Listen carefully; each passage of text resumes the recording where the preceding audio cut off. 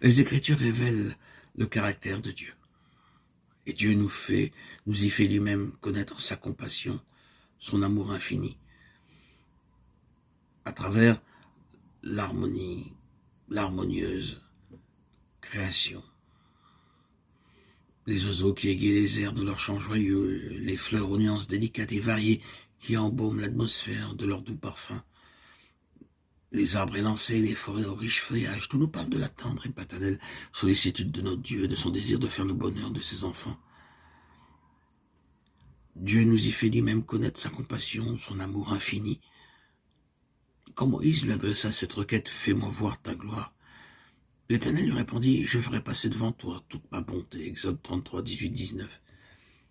Et passant devant Moïse, il s'écria, « L'Éternel, l'Éternel, Dieu miséricordieux et compatissant, lent à la colère, riche en bonté et en fidélité, qui conserve son amour jusqu'à 1000 générations, qui pardonne l'iniquité, la rébellion et le péché. » Exode 34, 6, 7. Il est lent à la colère et riche en bonté. Jonas 4, 2. Car il prend plaisir à la miséricorde. Michée 7, 18. C'est là sa gloire. Dans le ciel et sur la terre, Dieu nous a donné des gages innombrables de sa bonté.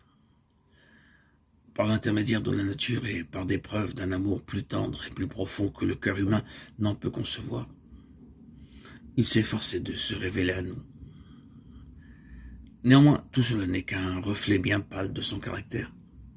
L'ennemi du bien a aveuglé l'esprit des hommes, à tel point qu'ils s'approchent de Dieu avec crainte et le considèrent comme un être sévère et implacable. Satan fait passer notre Père Céleste pour un être d'une justice inflexible, un juge sévère, un créancier dur et inexorable. Il dépeint le Créateur comme observant les hommes d'un œil scrutateur en vue de découvrir leurs erreurs et leurs fautes et afin de les frapper de ses jugements. C'est pour dissiper ce voile de ténèbres par la révélation de l'amour infini de Dieu que Jésus-Christ est venu vivre parmi les hommes. Le Fils de Dieu est descendu du ciel pour révéler le Père. Personne n'a jamais vu Dieu.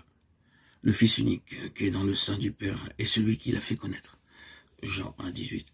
Personne non plus ne connaît le Père si ce n'est le Fils et celui à qui le Fils veut le révéler. Matthieu 11, 27.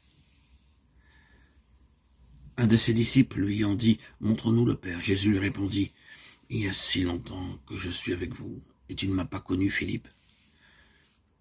Celui qui m'a vu a vu le Père. Comment dis-tu « Montre-nous le Père » Jean 14, 8, 9. Voici en quelques termes le Seigneur décrit sa mission terrestre. L'Esprit du Seigneur est sur moi, parce qu'il m'a oint pour annoncer une bonne nouvelle aux pauvres. Il m'a envoyé pour guérir ceux qui ont le cœur brisé, pour proclamer aux captifs la délivrance et aux aveugles le recouvrement de la vue, pour envoyer libres les opprimés. Luc 4, 18, 19. Telle était son œuvre.